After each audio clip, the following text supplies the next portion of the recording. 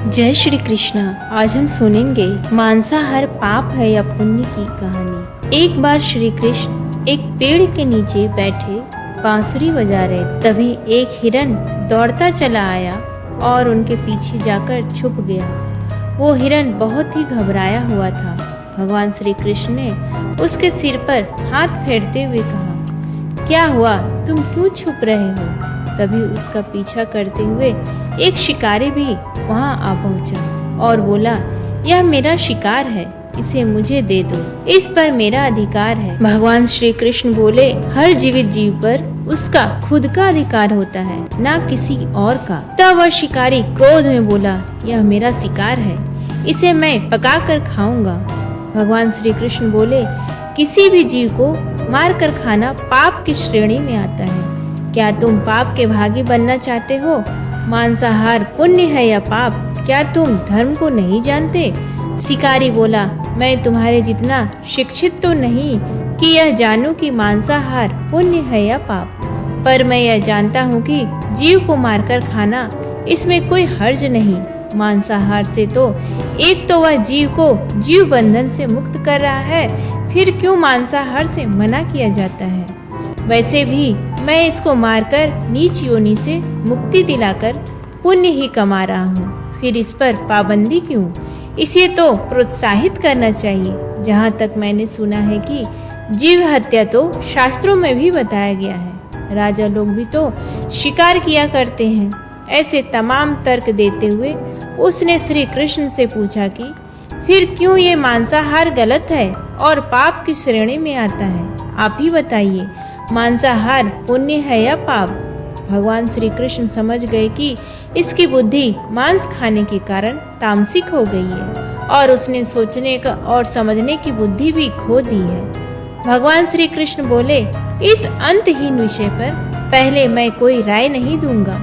मेरी इस छोटी सी कथा सुनने के बाद तुम ही उत्तर देना कि मांसाहार पुण्य है या पाप, और तुम्हें मांस खाना है या नहीं। वह शिकारी सोचने लगा कि इसमें मेरा तो कोई घाटा नहीं है, इस कथा को मैं सुन ही लेता हूँ, मेरा मनोरंजन भी हो जाएगा और बाद में मुझे इसका मांस भी मिल जाएगा। भगवान श्री कृष्ण ने अपनी कथा आरंभ की। एक बार मगध में खाद्य संकट खड़ा हो गया, क्योंकि अन्न का उत्पादन कम रहा।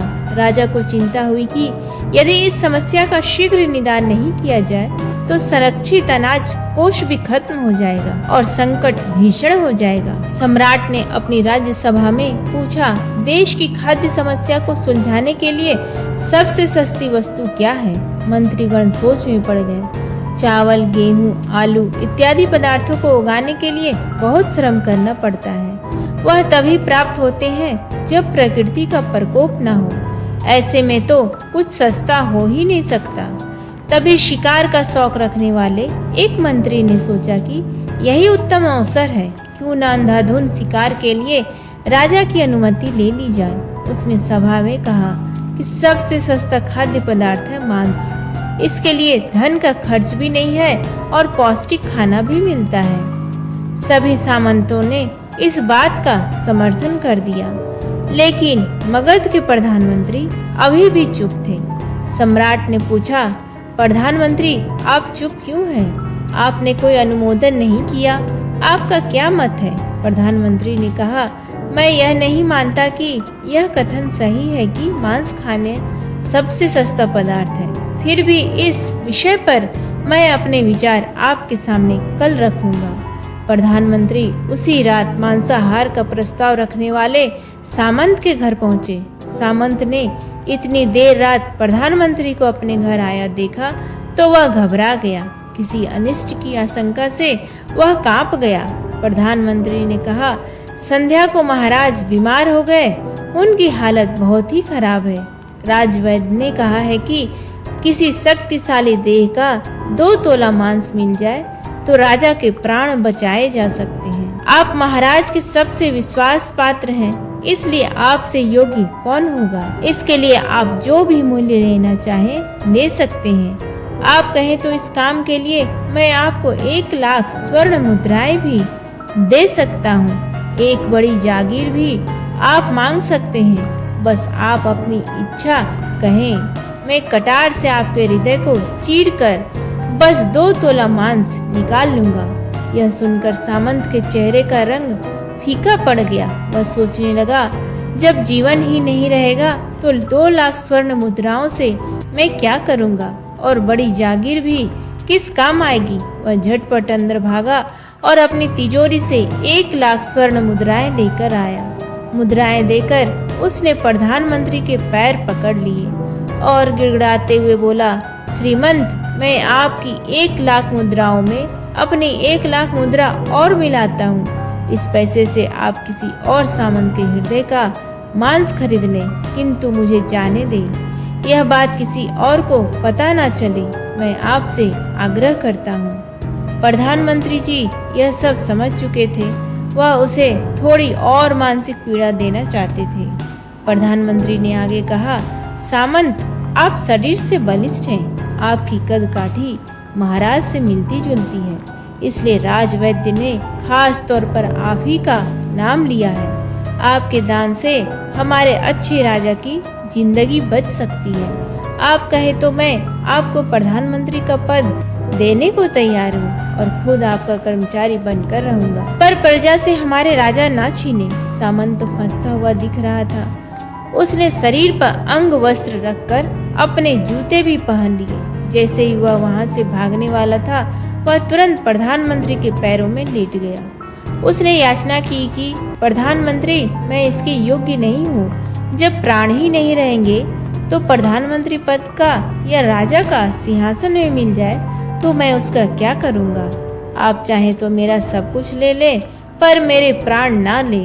मैं अपना ये भवन और सारा धन आपको सौंपता हूँ। रातों रात राज्य से निकल जाऊंगा। इतना कहकर वह अपने घोड़े की ओर भागा, और जैसे ही अपना घोड़ा गठने लगा, आवाज आई, अपने पीछे तुम अपने परिवार को भी छोड़ जा रहे हो। सामंत बोला, मेरे प्राण से पीड़े कुछ भी नहीं है। जब जीवन ही नहीं रहेगा तो कुटुंब का क्या करूँगा। जीवन रहा तो ऐसे ही सुखी रह लूंगा। इतना कहकर घोड़े पर छलांग लगाकर बैठ भी गया। वह अभी चलने को ही था कि प्रधानमंत्री ने घोड़े की साख पकड़ ली।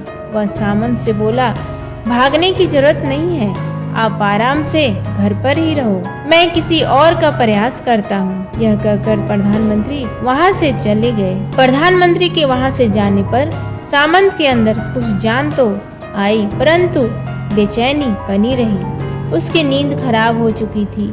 मुद्राएं लेकर प्रधानमंत्री बारी बारी से सभी सामंतों के घर पहुंचे और सभी से राजा के लिए हृदय का 2 तोला मांस मांगा, परंतु कोई भी राजी न हुआ। सब ने अपने बचाव के लिए प्रधानमंत्री को लाख और 5 लाख मुद्राएं तक दे दी। इस प्रकार प्रधानमंत्री ने एक ही रात में करोड़ों स्वर्ण मुद्राएं जमा कर ली। फिर सुबह होने से पहले ही अपने महल में पहुंच गया। अगले ही दिन राजसभा में सभी सामंत समय से पहले ही पहुंच गए। सभी यह जानना चाहते थे कि राजा स्वस्थ है कि नहीं, लेकिन कोई भी किसी से भेद नहीं खोलता था। सबको राजवैद्य की तलाश थी, उनसे ही उन्हें कुछ सूचना मिल सकती थी। प्रधानमंत्री ने सैनिकों को आज्ञा दे रखी थी कि जब तक महाराज राजसभा में न आए, किसी भी सामंत को महल से बाहर जाने की आज्ञा नहीं है। राजा सभा में अपनी चिर परिचित गति में आए और अपने सिंहासन पर आकर बैठे। सभी सामंतों ने देखा, कहीं से भी राजा उन्हें अस्वस्थ नहीं लगे। उन्हें तो कुछ हुआ ही न था। प्रधानमंत्री ने उनसे झूठ बोला। हर सामंत के मन में यही विचार चल रहा था, पर कोई भी किसी और को कुछ नहीं कहता। तभी प्रधानमंत्री ने राजा के समक्ष 1 करोड़ स्वर्ण मुद्राएं रख दी। राजा ने पूछा, ये स्वर्ण मुद्राएं किसके लिए हैं और कहां से आई है? प्रधानमंत्री ने कहा, 2 तोले मांस के लिए इतनी धनराशि जुट गई, पर मांस ना मिला। अपनी जान बचाने के लिए सामंतों ने यह मुद्राएं दी है। अब आप यह विचार कीजिए, मांस कितना सस्ता है। राजा को बात समझ में आ गई। उन्होंने प्रजा को अतिरिक्त परिश्रम करने का निवेदन किया और राजा के अनाज भंडार से अनाज निकालकर श्रमिकों को दे दिया। उन्होंने पौष्टिक सब्जियों की खेती का तुरंत आदेश दिया। वह 1 करोड़ स्वर्ण मुद्राएं इसी कार्य के लिए और श्रमिकों के कल्याण के लिए खर्च की गई। ऐसे साग सब्जी तेजी से उगी जिससे प्रजा का कल्याण भी हुआ और पौष्टिकता भी मिली। कुछ समय बाद मौसम अनुकूल हुआ और खेती लहलहाने लगी। इस प्रकार राज्य से खाद्य संकट दूर हुआ।